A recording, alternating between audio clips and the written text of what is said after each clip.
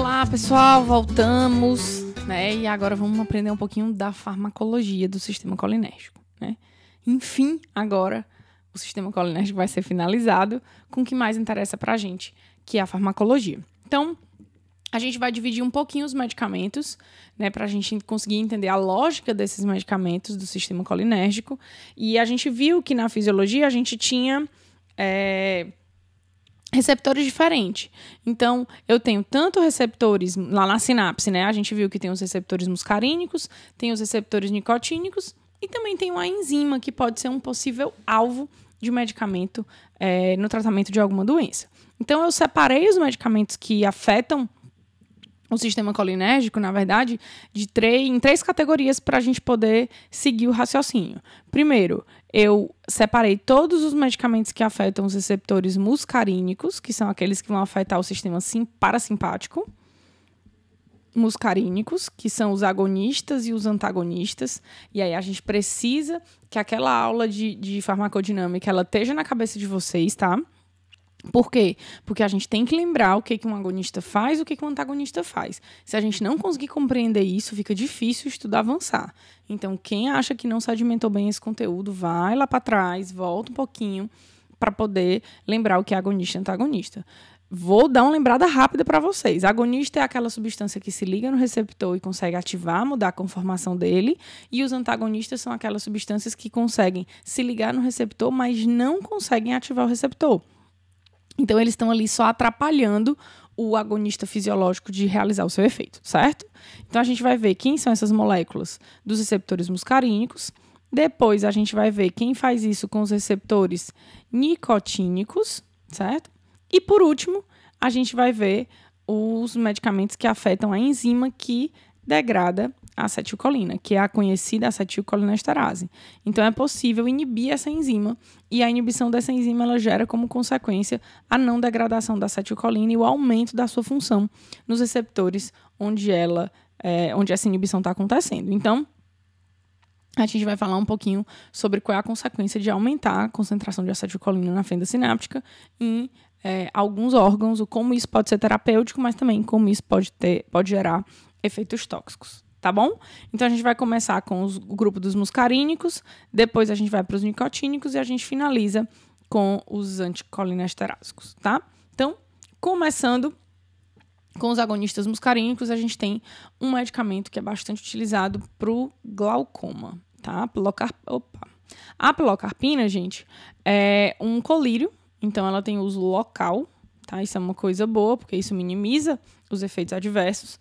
Então, ela tem um uso local, ela é um colírio e ela tem o papel, né, de interferir no que a gente chama de PIO, que é a pressão intraocular. E o objetivo dela, na verdade, é reduzir essa pressão. Mas para a gente entender como é que a pilocarpina pode baixar a pressão intraocular, a gente precisa entender como é que essa pressão intraocular, na verdade, pode ser aumentada. E para isso, a gente vai ter que estudar um pouquinho a estrutura do nosso olho. Tá? Essa estrutura aqui é a estrutura interna do nosso olho. O que vocês estão vendo aqui na córnea, né, é o que eu enxergo, aqui eu vou enxergar, e tudo isso daqui está acontecendo dentro do nosso olho. Quero apresentar para vocês algumas dessas estruturas que vão ser importantes para o que a gente vai estudar. Esse conjunto de músculos vermelhos, ele é chamado músculo ciliar, tá? Então, a gente consegue ver aqui, ó, os músculos ciliares, esse conjuntinho vermelho. Depois dos músculos vermelhos, a gente tem uma invaginaçãozinha aqui, que tem de um lado, tem do outro, tá? É chamado de corpos ciliares, são glândulas. E essas glândulas, elas são capazes de liberar um líquido chamado humor aquoso.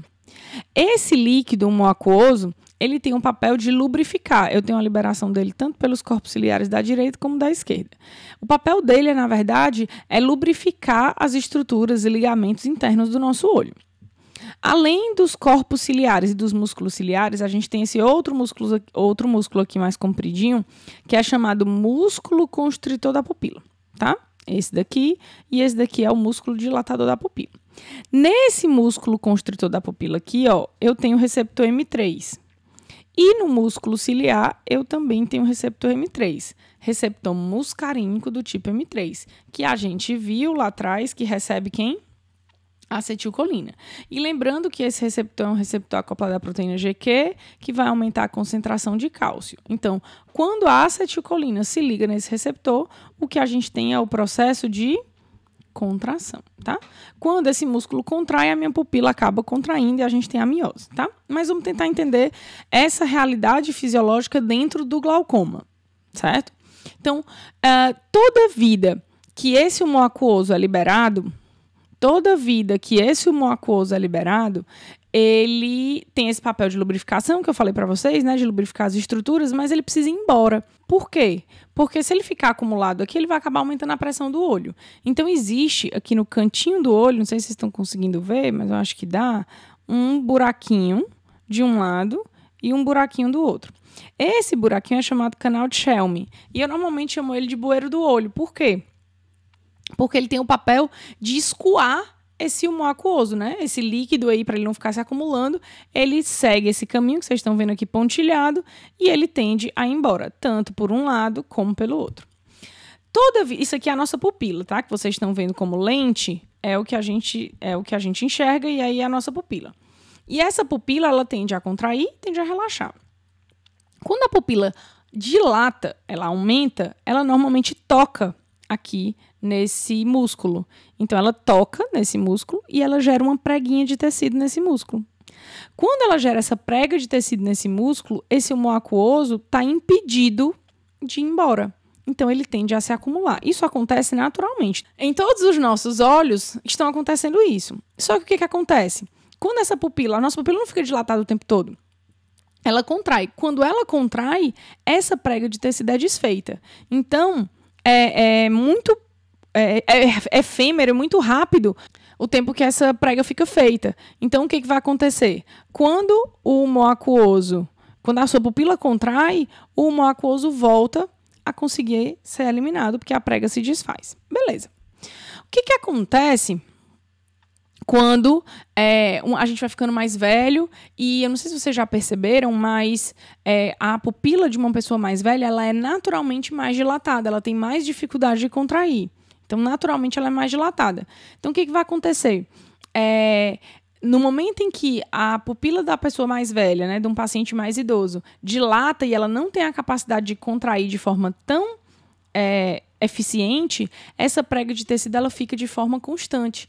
Então, essa pressão do olho, né, ou pressão intraocular, ela fica aumentada de forma constante.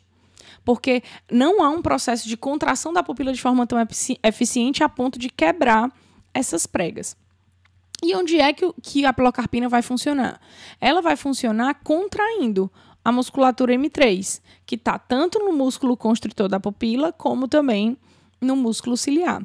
Quando o M3 contrai o músculo ciliar, imaginem que essa contração ela vai baixar essa lente, tá? Ela vai, na verdade, afinar essa lente, né? Esticar, imagina como se fossem duas redes, você puxando dois punhos de rede, essa rede ela vai ficar mais fina, menos abaulada, o que vai distanciar o músculo constritor da pupila da lente maior, e o risco, a quebra dessa prega de tecido conjuntivo, ela acaba acontecendo de forma mais eficiente, como esse músculo aqui se enrola, tá? Ele se enrola e fica todo juntinho aqui no canto. Então, quando ele se enrola, essa prega de tecido se desfaz. E no momento que ela se desfaz, o humor aquoso pega o caminho dele e consegue ser drenado pelo canal de Schelm. E aí, acaba reduzindo essa pressão que anteriormente estava alta. Então, é assim que a pilocarpina funciona para glaucoma. Ela é uma amina quaternária, né, quimicamente falando, então ela tem uma boa penetração no tecido conjuntivo, e aí você usa normalmente um colírio uma vez só ao dia e é suficiente. Tranquilo, gente? Deu para entender?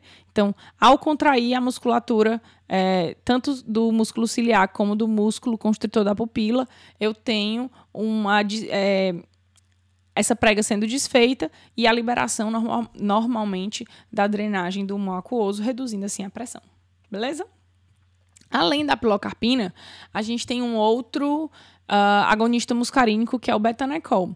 O betanecol ele tem uma afinidade principalmente pelos receptores M3, tá? E aí a gente lembra que eu tenho receptor M3 no pulmão, tenho receptor M3 no olho, tenho receptor M3 na bexiga e no intestino. Tem no vaso também, mas o que vai interessar pra gente agora É principalmente bexiga e intestino. E no meu caso agora, principalmente bexiga. Então, existe um probleminha chamado retenção urinária. Muitos pacientes que desenvolvem hiperplasia prostática benigna são pacientes que sofrem com esse problema, com dificuldade de fazer xixi, com dificuldade de urinar. Então, eles ficam retendo uma grande quantidade de urina na bexiga, porque eles têm dificuldade de urinar, tá? Normalmente você tem aí uma sobrecarga nessa musculatura aqui mais inferior e uma dificuldade de urinar. Então, eu preciso ajudar esse paciente a urinar. Então, imagina o que eu posso fazer com essa estrutura para o paciente conseguir urinar melhor. É só eu apertar esse músculo. Então, eu preciso apertar o músculo da bexiga para esse músculo forçar o esfíncter e essa urina poder sair, certo? Essa é a nossa ideia. E nesse músculo, eu tenho receptor M3, tá? Como eu tenho receptor M3 nesse músculo, o betanecol, por ser um agonista, né, que se liga e ativa, então faz a mesma coisa que a acetilcolina faz, o betanecol vem aqui, ativa o receptor M3, né? O betanecol ativa o receptor M3, que vai aumentar a quantidade de cálcio dentro desse músculo, consequentemente esse músculo vai ser apertadinho, né? Contraído e acaba essa urina esvaziando. Então, ele gera um esvaziamento da bexiga por causar a contração da parede da bexiga. Isso é uma coisa que a gente já tinha visto, né? Mas quem faz isso aqui, na verdade, não está sendo a acetilcolina, está sendo o betanecol que consegue também ativar os receptores de acetilcolina.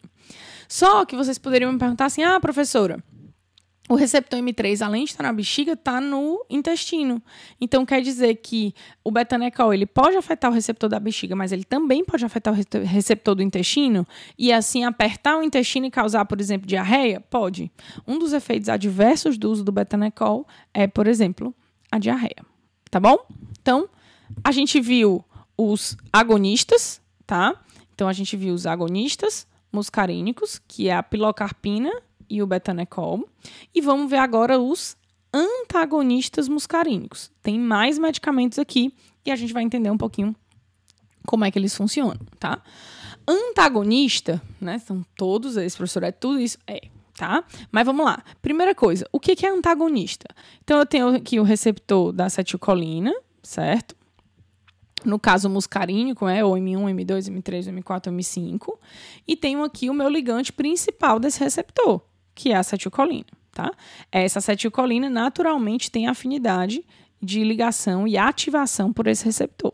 A ideia do antagonista é fazer o quê, na verdade? É uma substância que ela vem aqui, ela tem uma estrutura química parecida com a acetilcolina, ocupa esse receptor e não permite que a acetilcolina se ligue no receptor. Mas ela está ocupando o receptor e ela não está fazendo nada no receptor. O que eu enxergo no paciente não é o que ela está fazendo.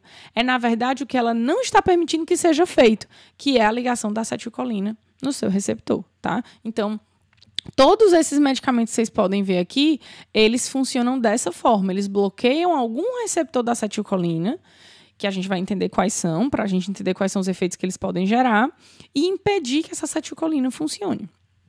E aí, eu não sei se vocês conhecem por esse nome, né? Começando aqui com o primeiro medicamento, que é o ipratrópio. Ele é normalmente um amigo de quem tem asma. Ele comercialmente é conhecido como Atrovent. Muito misturado com o Berotec, junto com o Berotec lá no aerosol, né, no nebulizador, e utilizado para quem está com crise de asma. E por que é que o ipratrópio consegue resolver, por exemplo, tirar uma pessoa de uma crise asmática? Por que ele consegue dilatar o nosso pulmão? Por que ele consegue se comportar como broncodilatador? Vamos lembrar que o receptor que está no pulmão é o receptor M3, que esse receptor M3 é acoplado à proteína GQ, que essa proteína GQ ativa a fosfolipase C, que vai ativar 2 segundos mensageiros, o IP3 e o DAG. E o IP3 aumenta cálcio, certo? Então, o IP3 vai aumentar cálcio e o DAG vai ativar uma proteína quinase do tipo C. Esse aumento de cálcio dentro do músculo pulmonar vai gerar o quê? Contração. Isso é o que a acetilcolina faz. Mas agora a pessoa está com asma, então o pulmão dela já está extremamente contraído. Então o que eu vou querer agora? Eu vou querer, na verdade, que a acetilcolina não consiga encontrar esse receptor para que ela não consiga gerar essa broncoconstrição. Então é justamente isso que o ipratrópio faz. chega aqui, impede que a acetilcolina se ligue no receptor e, consequentemente, gere uma não broncoconstrição. Mas vocês lembram que eu comentei lá no sistema nervoso autônomo que os dois sistemas, simpático e parasimpático, funcionam em equilíbrio? Então, eles estão lá funcionando em equilíbrio. O paciente está em broncoconstrição porque ele está com crise asmática. Se eu eliminar o sistema parasimpático, no caso no pulmão, né, com hipratrópio, eu só vou enxergar o efeito do sistema simpático, que é a adrenalina, que a gente viu que faz broncodilatação. Então, o fato da acetilcolina não funcionar já gera uma não broncoconstrição no paciente, e isso é enxergado no paciente, na verdade, como uma broncodilatação. Então, por ele ser broncodilatador, ele acaba conseguindo melhorar as crises de asma sendo utilizado no tratamento sintomático da asma, tá? A pirenzepina é um outro medicamento, que é antagonista seletivo dos receptores M1, que também são receptores acoplados à proteína GQ e seguem todo esse fluxo aqui de transdução intracelular. Esse receptor M1, a gente tem ele, por exemplo, na glândula gástrica, que é o que a gente vai ver aqui para a pirenzepina. E o receptor M1, quando é ativado pela acetilcolina na glândula gástrica, vai traduzir tudo isso e vai aumentar cálcio. O que ele vai fazer? Aumentar a secreção de ácido clorídrico. Quando a gente pega uma pessoa com úlcera, com gastrite, com refluxo, o objetivo terapêutico é, na verdade, reduzir a secreção desse ácido. Então, o que a gente tem que fazer? A gente não pode deixar a acetilcolina estimular esse receptor. Então, a pirenzepina é um antagonista utilizado para úlcera e gastrite, porque ao antagonizar os receptores de acetilcolina, ela reduz a secreção de ácido clorídrico. Beleza? Esse medicamento aqui vocês conhecem, tá? Talvez não por esse nome, mas com certeza é conhecido de todos vocês, que é a escopolamina. Vocês conhecem ela como Buscopan, tá? O famoso Buscopan é a escopolamina. E a escopolamina é utilizada muito no tratamento de cólicas, seja ela cólica uterina, seja ela cólica intestinal, certo? Tanto na cólica uterina como na cólica intestinal, a dor acontece por um excesso de contração do intestino e do útero, né, respectivamente. Então, você tem um excesso de acetilcolina nessa região promovendo essa contração. Então, para minimizar essa dor, eu posso minimizar a contração. Isso é uma das formas que a escopolamina consegue reduzir a dor, por relaxar a musculatura da parede, tanto do útero como da parede do intestino, tá? Além da escopolamina por si só conseguir fazer essa redução da dor a redução da contração, existem muitas associações que são realizadas, que são feitas com escopolamina, que é a associação com dipirona ou com ibuprofeno, que são medicamentos anti-inflamatórios e analgésicos. Então, você acaba tendo um potencial analgésico aí, né, de redução da cólica maior, tá? Além da cólica, a escopolamina serve para uma condição clínica chamada cinetose. Muitos de vocês talvez até tenham, mas não conhecem por esse nome de cinetose. Que a cinetose, na verdade, é um enjoo relacionado ao movimento. É quem enjoa quando anda de barco, quem enjoa quando anda de ônibus, quem enjoa quando está num ambiente, né, que se movimenta mais ou menos dessa forma. Esse enjoo está muito relacionado com equilíbrio e labirinto, tá? E esse enjoo, muitas vezes quem tem, quando vai andar de ônibus, toma Dramin antes. O Dramin funciona também para cinetose, mas uma surpresa que muita gente não sabe é que a escopolamina consegue fazer isso. Então, ela consegue atravessar a barreira hematocefálica e desligar lá o meu centro do vômito no sistema nervoso central, tá? Então, é uma alternativa para a cinetose sem causar sono, porque uma das desvantagens do Dramin é que ele trata a cinetose, trata muito bem, na verdade, mas ele causa muito sono. Então, se você vai fazer alguma coisa que você não precisa ter sono, ele nesse ponto ele é desvantajoso em relação à escopolamina, tá? Temos também a tropicamida. Tropicamida é só de uso oftalmológico. Ela é utilizada em consultório oftalmológico quando você vai fazer exame de vista. Você pinga aquele colírio no olho para poder dilatar a pupila para entrar lá no consultório para fazer o exame, tá? Então, ele gera midríase, que é a dilatação da pupila, porque ele bloqueia o receptor M3, que está lá no músculo constritor, então a pupila não consegue mais contrair. Mas, além dele impedir a contração da pupila, ele também causa paralisia da acomodação. Por isso que quando você está com a pupila dilatada, você não consegue, por exemplo, olhar o celular, ler uma revista, ler um livro, porque a sua pupila não consegue se contrair. Ele gera uma paralisia momentânea nessa contração da pupila. Beleza? Já a darifenacina, eu acho que desses medicamentos é um dos mais novos. A darifenacina é utilizada na incontinência urinária. Então, é como se a darifenacina fosse utilizada no contrário do que o betanecol é utilizado. O betanecol normalmente é utilizado para quem tem retenção urinária, para quem tem dificuldade de fazer xixi, e a darifenacina agora é o contrário. Ela é usada para quem está fazendo xixi demais. Então, se a gente pensar aqui na bexiga, ó, essa pessoa está eliminando demais a urina. Então tá ficando quase nada de xixi aí. Toda hora ela tá indo no banheiro. Toda hora ela tá indo no banheiro. Qual é a minha ideia aqui? É contrair mais ainda isso ou relaxar essa musculatura? A minha ideia é relaxar essa musculatura. Mas o receptor de acetilcolina que tá aqui faz é contrair. Mas se eu colocar a darifenacina aqui e impedir que a acetilcolina encontre no receptor M3 da bexiga, eu consigo fazer com que esse paciente consiga reter um pouquinho mais de xixi e, consequentemente, ele consiga ir ao banheiro menos vezes, tá? Então, a darifenacina é utilizada no tratamento de incontinência urinária porque ela consegue relaxar a parede da bexiga por antagonizar os receptores muscarínicos colinérgicos, beleza? E, para a gente finalizar os antagonistas, a gente tem a atropina. A atropina, pessoal, é um antagonista não seletivo, o que significa que ela bloqueia do receptor M1 a M5, então ela bloqueia o receptor M1, M3, M4, M5. Isso, do ponto de vista farmacológico, não é uma coisa muito boa, essa não seletividade acaba trazendo mais efeitos adversos, mas para uma situação, essa não seletividade é muito boa, que é para intoxicação colinérgica.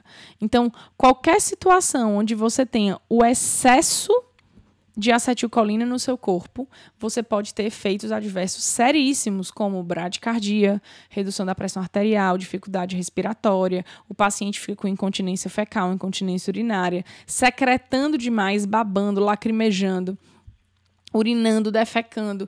Então, a gente acaba tendo uma síndrome chamada de síndrome colinérgica, que ela acontece pelo excesso de acetilcolina. As causas disso, eu vou explicar para vocês depois. Mas esse excesso de acetilcolina não é saudável. Ter acetilcolina é bom, mas tê-la em excesso também não é bom, tá? Então, nesse caso, a atropina, por não ser seletiva, ela acaba conseguindo controlar os sintomas do paciente, né, de uma forma sistêmica, de uma forma geral e de uma forma bastante efetiva, tá? No final da aula, eu vou falar um pouquinho mais sobre a atropina. Eu acredito que vai ser num outro vídeo, porque esse vídeo aqui tá ficando muito longo. Bom, quem gosta bastante de séries médicas já deve ter visto utilizar a atropina para quando o paciente está em parada cardíaca, tá? Então, por que a atropina é utilizada na parada cardíaca? Gente, o receptor que está lá no coração é o receptor M2. Esse receptor M2 que está lá no coração, ele faz bradicardia. Tá? Então, se eu bloqueio esse receptor M2 que está fazendo meu coração bater mais devagar e o paciente já está parado, eu consigo aumentar as chances desse paciente, né, retornar a bater esse coração. Então, normalmente se faz atropina com adrenalina. A adrenalina que diretamente vai lá, que ela é um agonista da adrenalina, ela é um agonista dos receptores de adrenalina, ela vai lá e ativa o receptor fazendo o coração bater mais forte e eu tiro a interferência da acetilcolina na bradicardia, tá? Então, ele pode ser usado também para parada cardíaca. Beleza? Então, a gente finalizou aqui, né, receptores muscarínicos com os agonistas pilocarpina, betanecol, com os antagonistas zipratrópio, pirazepina, escopolamina, tropicamida, darifenacina e atropina, tá? Professora, eu vou ter que saber o nome desses medicamentos? Gente, vai, certo? Realmente vocês vão ter que saber o nome desses medicamentos. Por quê? Porque a gente está numa disciplina que se chama farmacologia. Então, é impossível a gente não aprender o nome dos medicamentos. E aí não é só aprender o nome do medicamento, mas aprender o nome dele, o que ele faz, para que doença ele é usado, né? O que ele trata, qual é a sua indicação clínica, como também como é que ele consegue reduzir ou melhorar o quadro daquela doença. Então, por exemplo, não adianta só eu decorar ipratrópio. O que é o ipratrópio? Não, o ipratrópio é usado para asma, mas por quê? Porque ele bloqueia o receptor da acetilcolina que está lá no pulmão e esse receptor, se receber acetilcolina, faz broncoconstrição. Então, eu vou ter uma broncodilatação que vai melhorar o quadro de asma. Eu tenho que ter esse raciocínio criado no nosso entendimento, tá? Então, é uma disciplina que ela é de medicamento e vocês vão ter que aprender os medicamentos, tá? Beleza? Bom, então, eu vou gravar um outro vídeo, para a gente não ficar com esse vídeo tão longo, com os medicamentos dos receptores nicotínicos e os anticolinesteráticos. Até já, galera!